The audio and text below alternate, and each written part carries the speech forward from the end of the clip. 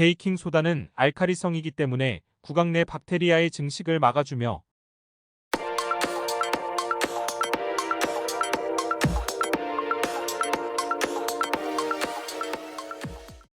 안녕하십니까? 두 가지 암을 극복해 나가고 있는 더블C 김입니다. 오늘은 구강관리 그 중에서도 잇몸관리에 대해 알려드리고자 합니다. 두 가지 암을 극복하며 얻은 경험으로 들려드리는 건강과 행복 스토리 시작하도록 하겠습니다. 우리 입속에는 항상 박테리아와 타액, 음식 잔여물 등 여러 물질이 우리 입의 구강점막과 접촉하기 때문에 염증이 생기기 쉬운데요.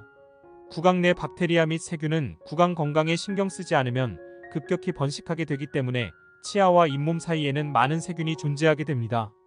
흔히 양치질을 하다가 잇몸에서 피가 나는 경우 양치질을 조심스레 하게 된 경험이 있으실 겁니다.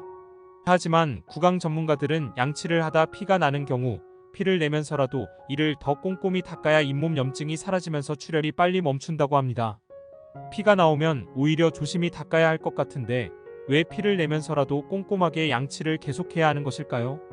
그 이유를 알기 위해서는 우선 잇몸에 출혈이 생기는 이유에 대해서 알 필요가 있습니다.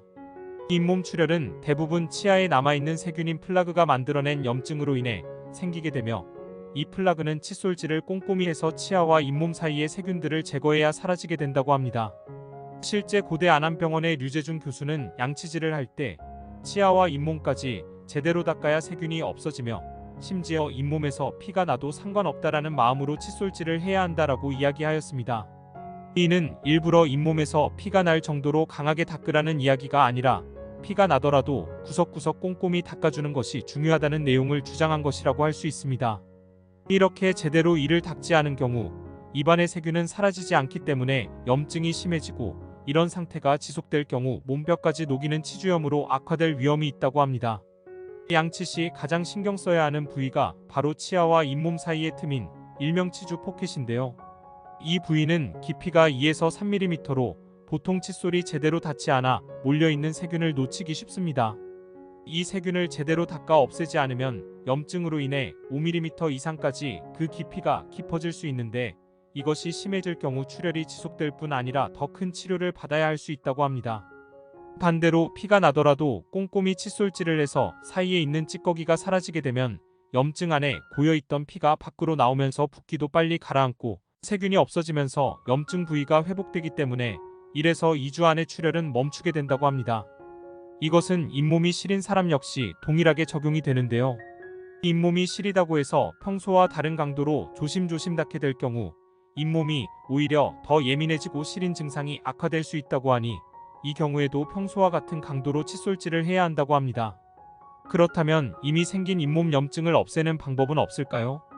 일단 치과 치료적인 측면에서 보면 첫째는 스케일링을 주기적으로 받는 것입니다. 스케일링은 몇 년 전부터 1년에 한 번은 의료보험 처리가 되고 있습니다. 해서 1년에 한 번 적어도 2년에 한 번쯤은 스케일링을 하시는 것이 좋겠습니다. 둘째는 깊은 염증 제거를 위해 잇몸 염증 치료를 받는 것입니다. 보통 2회에서 4회에 나누어 받을 수가 있으며 이 또한 보험 처리가 되고 잇몸 염증 제거를 위해서는 주기적으로 관리를 해주어야 합니다. 세 번째는 치실과 치간 칫솔 등을 사용하는 것입니다. 보통 칫솔질 외에는 잘 하시지 않는데 치실 등을 사용하여 이빨 사이의 찌꺼기를 청소하는 습관을 가지시는 것이 좋습니다. 네 번째는 워터픽을 사용하는 것입니다. 워터픽은 수압 조절로 칫솔질이 미치지 못하는 곳을 깨끗하게 하는 역할도 하지만 일단 잇몸 마사지에 효과도 있어 잇몸을 더 튼튼하고 건강하게 만들어줍니다. 다섯 번째는 교정기나 트리 교정 유지 장치를 사용하는 경우라면 따로 구강 세정기를 사용해서 구석구석 꼼꼼하게 닦는 것이 무엇보다 중요하다고 할 수 있습니다. 그 외에 잇몸 염증을 없애준다는 자연요법 두 가지만 소개해 드리도록 하겠습니다. 첫 번째로는 소금물을 활용하는 방법입니다.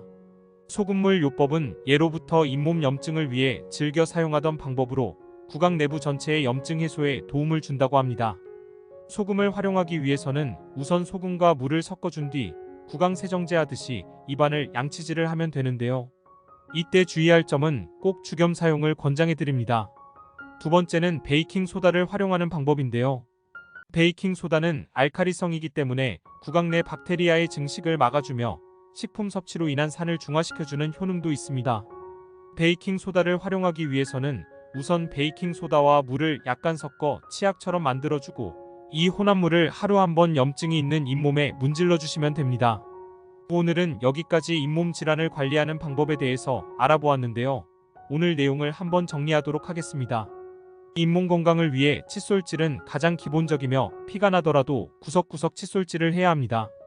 그리고 잇몸염증 관리를 위해 주기적으로 스케일링과 잇몸염증 치료를 받고 칫솔질 외에 치실, 치간 칫솔, 워터픽 등을 사용하며 교정기나 트리는 청결하게 관리하여야 합니다. 그리고 민간요법으로 죽염을 활용한 양치질과 베이킹소다, 잇몸 마사지 등을 권해드립니다. 구독과 좋아요, 알림 설정 잊지 마시고 지금 바로 꼭꼭 눌러주시면 계속 좋은 영상을 만드는데 큰 힘이 될 것 같습니다. 그럼 저는 다음 시간에도 더 알차고 재미있는 내용으로 다시 찾아뵙도록 하겠습니다. 감사합니다. 항상 건강하시고 행복하세요.